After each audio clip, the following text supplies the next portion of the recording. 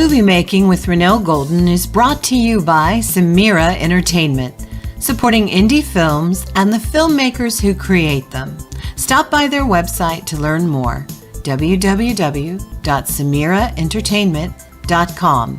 That's www.samiraentertainment.com. Hello, everybody. Today I am here with the awesome producing and directing team of an upcoming feature film, The Sanctuary. How's everybody doing today? Hello, doing well. How about yourself? I'm doing good. I'm really excited to talk to you guys. Your project looks phenomenal. A lot of good storyline in there with lots of emotion. I'd love to have each of you introduce yourself. Let's start with the director. Yes. Hello. My name is Garrett Adams. I'm the director and executive producer of Sanctuary. Nice to meet you, Garrett. Thank you for being here today. And then we also have with us Kay. That's correct. Kay Ross, also producer and one of the executive producers on Sanctuary, the short film. Awesome. And Ben. Yes, I'm Ben Mehr, and I'm one of the producers on Sanctuary, the short film. Very cool. And you three came together on this film, or did you come together before? Garrett, did you want to answer that one? Yeah, I'll answer that one since I'm kind of like the linking piece here. Cool. So I had worked with Ben previously. Ben and I are actually friends from high school, and we're still friends, and we've worked together on numerous projects. And then Kay, I actually met starting on this project. I was looking to put together a producer team, and I came across Kay and kind of gave her the pitch about the project, and she was intrigued and came on board, and then brought Ben on a little bit later. Yeah, and we've just been an awesome power team ever since then. Oh, wow. That's very cool. Did you guys already film the short, and now you're getting ready to move in to make the feature? That is correct. We are currently in post-production, and actually, Garrett recently announced that we are at picture lock, which is a huge milestone in post-production. Yes. So it's so exciting to be able to tell, our audience members through the campaign, hey, not only are you going to be able to see this sooner than most, but also we're still making strides towards the finished product. So yay. Oh, yeah, that is really cool. So on Sanctuary, whose brainchild was this? Who came up with the concept? So the script was written by a good friend of mine. His name is Paul Canar, and he and I connected over this script via Script Revolution, which I'm not sure if we're familiar with it. But for those who might not be, it's a screenwriting website where filmmakers and screenwriters can collaborate and find scripts and work together on projects. I had just finished my last short and was looking for something that was ambitious, but a necessary next step from my last piece that I directed. And I came across this story and found that it had all the pieces that I was looking for, which was the heart wrapped around this big action set piece. And it was ambitious enough that I really wanted to reach out to the writer. And so I reached out to Paul and showed him my work, and he loved my work. And we just started working together on bringing this to life, and then started building the team around that script. Oh, that's very, very cool. For this particular script, did you all get involved at the get-go, or did you come on as it started to develop like a bigger life of its own? It was a slow process. We actually began the talks about it January 2020. So I'm guessing you probably know where this is going. Yes. So I met Kay at a Stage 32 networking event around January, and I pitched the project to her. I told her, I got this piece that I'm putting together, looking to build a team of producers who can help get this made. And then something happened in March, and then we kind of put the brakes on it because the project was ambitious enough as it was. So we decided to hold on for a little bit, take the time to really focus in on the smaller details and figure out how exactly we were going to tackle this project. Because frankly, I don't think we could have gone into it full steam ahead as much as I would have liked to, and I'm glad we didn't. A lot of this may have been a blessing in disguise because it allowed us to take the time necessary in pre-production because of how ambitious the project was. Right. And Renelle, I want you to have that full immersion moment, right? Where, in February 2020, we had started location scouting and we started doing development calls with the writer. Like we were really starting the pre-production process, but we were also looking at insurance for driving scenes, for SAG actors, for the difference between if we were going to build a set versus, film on location. So a lot of those initial conversations of really like basic foundational safety had come up and were already going to be a huge workload. And then with the COVID, and not just the added role of a COVID compliance officer, but also just what did that mean for the price tag attached for insurance? Yes. And how would it slow us down? Yeah. I just wanted to make sure you felt the full brunt of, the wall we hit. I was in the exact same spot in February. We had just shot the first part of a feature and we were building sets at a studio. And by the end of March, our investor walked because it was scary times. Oh my gosh. And, we haven't ever been able to go back and make that. Unlike you guys, we ended up making something else completely different because the cost for the one project was just tremendous.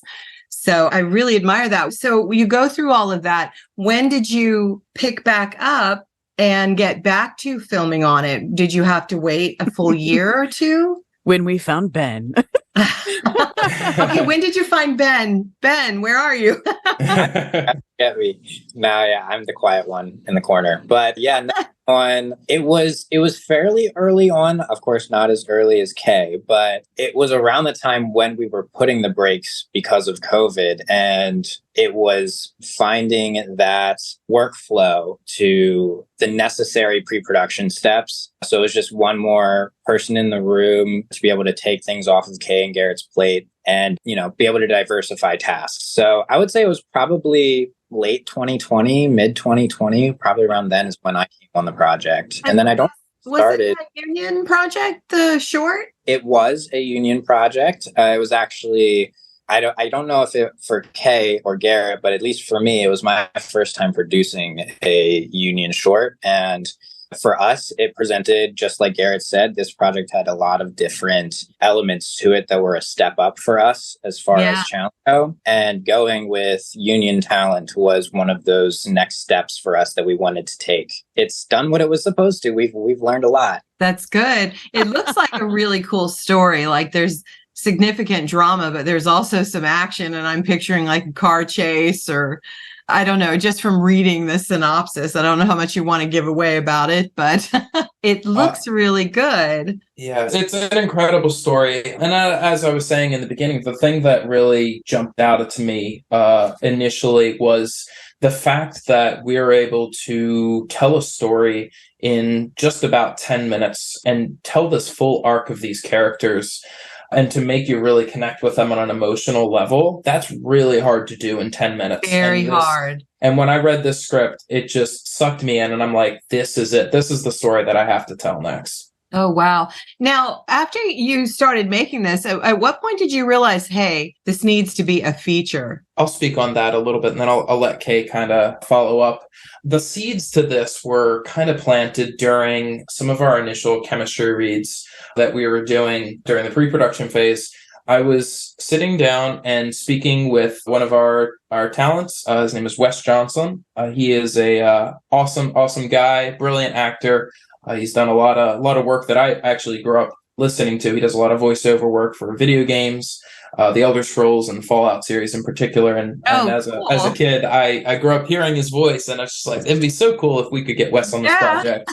And sure enough, he loved the script as much as we did. And he and I were sitting down and we were talking and we were talking about this role that he plays. And while it's a smaller role, the overarching impact that character has on everything that happens through this story really opened my eyes to the possibility that we could take this and extrapolate both in the forward and backwards directions to create a feature out of this. So that's really where that was kind of born from. How did you approach the writer on this then? Did you go back to the same writer? Did you enlist other writers? What was that process? I'll let Kate speak on that a little bit. She's kind of been working close with Paul on that. Oh, cool. Although a lot of my push for Paul, so we have stuck with the same writer, and part of that is chemistry, right? Like much like when Garrett as a director works with the chemistry between actors in front of a camera, a producer very much works with the chemistry of your development team, in before you get it to production. And Garrett, you have such a great relationship with Paul, and the way that you both, bounce off of each other and work together, like the only reason to even consider bringing in another writer is when that energy wanes, right? And you need to kind of refresh it. So yeah, we've definitely stuck with Paul to move forward with Sanctuary. Although, and I won't say much about it because I feel like, Garrett, you probably don't want me to say a lot about it. But I think what happens a lot when you have that innate chemistry, it bleeds over. So while we were filming Sanctuary, Paul actually came up with an entirely different thing. And he was like, we got to make this too. And he was able to kind of output it so quickly that what came of that, a culmination of creative juices was not just we have the proof in the pudding to say, yes, we can move forward with Sanctuary, the feature, but hey, we actually have been continuing to have these other cosmetic moments of, I have this thing and I've been able to output it quickly because of the connections I've made. And now what we have is actually a slate of features. I love it. Which is That's so cool. Huge. Oh, wow. So yeah, man. Thanks for bringing the talent, Garrett. That is very cool. So you're going through this process, and right now you guys are moving on to work on the feature. In the middle of all of this, we end up with 2 industry strikes that, even though we fall in the indie filmmaking categories, it affects us. So first is the writer's strike, which it affects us a little differently than the bigger one that affects us, which is SAG. So how have you guys come together to make sure you continue on? How has that affected you? And what are kind of you thinking about regarding the strike and your process of moving forward? I was going to say, Ben, I really kind of wanted you to helm this one, but I will just say that we are fully in support of the strike. And the moment our actors told us during the campaign that they weren't able to promote it because they've been told to stay radio silent, like, we absolutely respected that. Ben, I'll let you take it from there. Yeah, of course. Well, it's definitely an interesting time, of course. Definitely. Strike came as, a little bit of surprising news, but at the same time, when, researching it and looking into the reasonings, I understand where everyone's coming from. And at the end of the day, the bottom line is we fully support the WGA and the SAG strike. There are, of course, impacts on us. Sometimes it might affect indie producers disproportionately in certain areas. So, for instance, we are on a UPA agreement, which is the lowest agreement size that has been struck. And sometimes, it's a big industry and priorities are all over the place. So there's definitely a lot of struggle that goes along with it, not only with not being able to have actors cross promote on our crowdfunding campaign and just the film in general, but like ADR, we can't do that until we either have an interim agreement or if the strike is over. But I think, and I've mentioned this before in some of our meetings that we have and our Instagram lives and everything, but a big theme of Sanctuary is that community of filmmakers and of creatives and of film lovers. And so we wanted to build a community where we support each other and build upon each other's strengths and forward that idea of equity and building a better future in our industry that starts with us. And the SAG strike and the WGA strike go straight to that. That even though there's, difficulties associated with it, we're totally on board and fully support all of those terms and are looking forward to the change that is really needed. Right. I love that. All of us have to lend our support to this, and the things that they're fighting for, they're so important. They really are. And when I started learning more about it, I was like, oh my God, why didn't they strike sooner? So do you think at this point, as you go through your campaign, I know you have a campaign going right now, if you are able to get to the position where you can apply for a waiver, let's say you hit your goals and all that, will you try to get the waiver so you can still go into production, or are you going to kind of ride it out and wait until it's fully settled?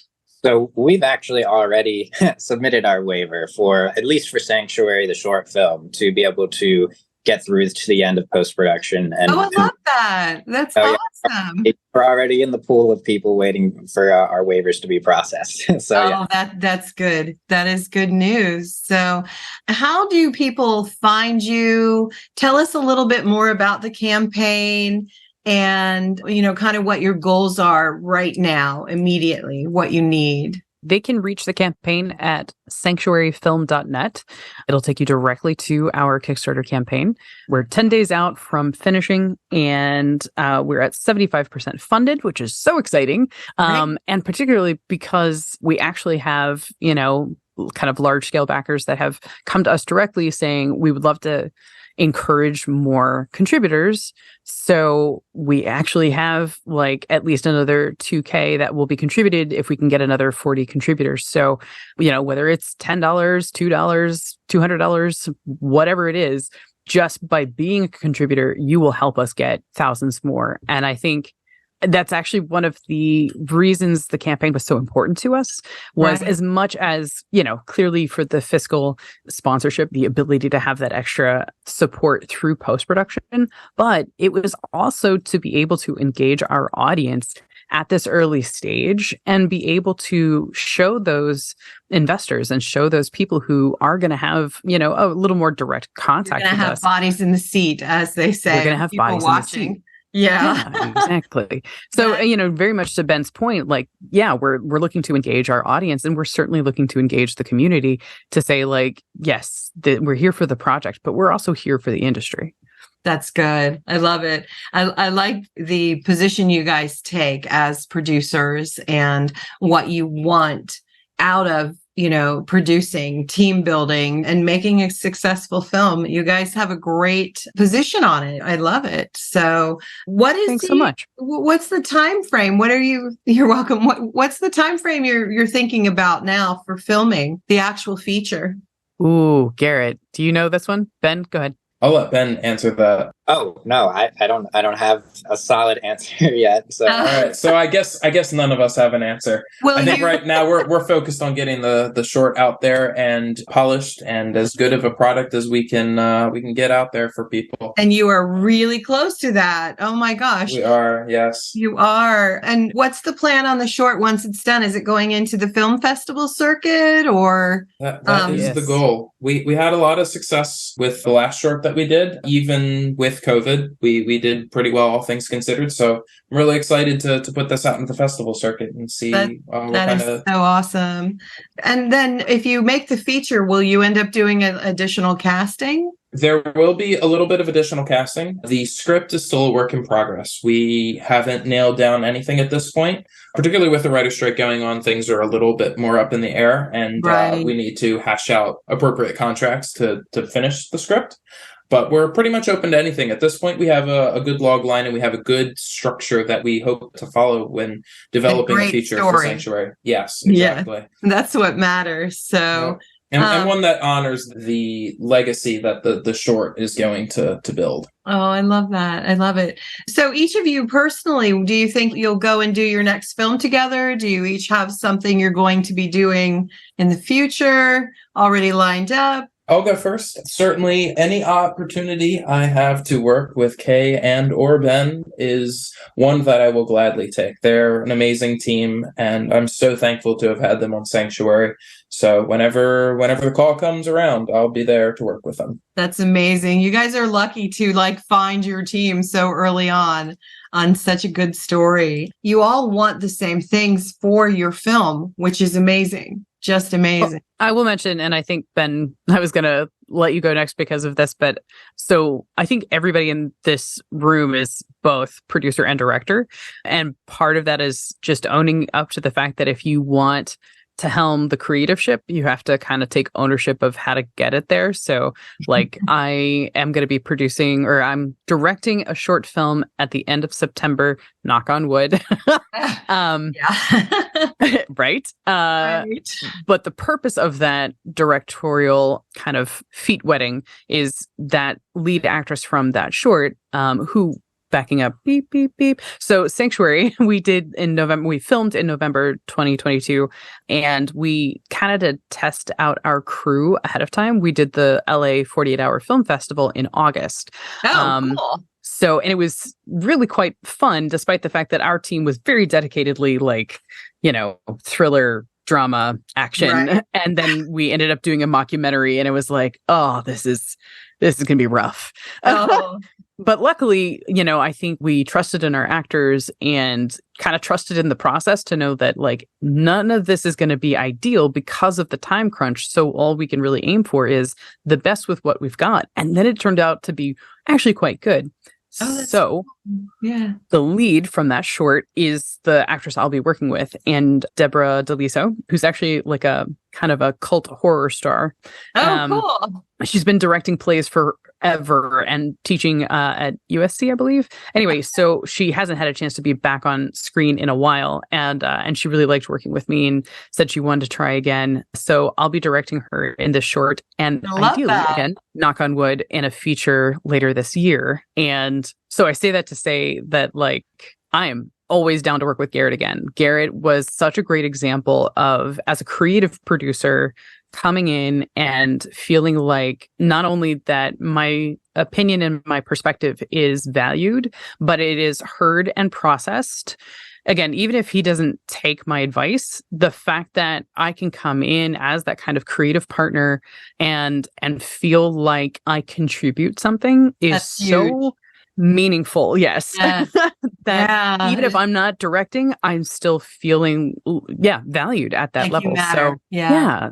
That's how you make a team. I love that. Yes. That's really cool. And Ben, I hope you feel the same way, because I've just adored having you as an addition to this team. The moment you signed on, I was like, okay, I can breathe now. So thank you for being Ben, what do you have coming up? Yeah, no, well, I share the same sentiments with Kay and Garrett. I think we work really well together, and we all kind of fall into our roles very naturally and can trust each other. That when tasks are assigned or we know what to do, we crush it together, and I really appreciate that. As far as my future goes, I look forward to more projects with Kay and Garrett. I'm definitely going more towards the director writer side, but I AD a lot of times and do other things, and I will produce as well. So I'm working on a couple small things, personal projects, and looking forward to the next big one. But I'll be all over the place. There's lots of stuff to come, and I'm looking forward to it. All of you are very, very talented and diverse.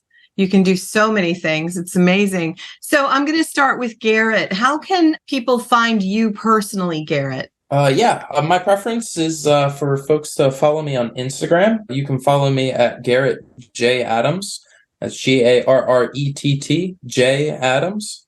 And that's going to be the best way to follow me. And I'll be posting updates on Sanctuary as well as future projects moving forward. Perfect. Okay. And how about you, Kay? I also prefer Instagram, although I have a cheekier name. Mine is Chaos Writes. That is K.OSSWRITES,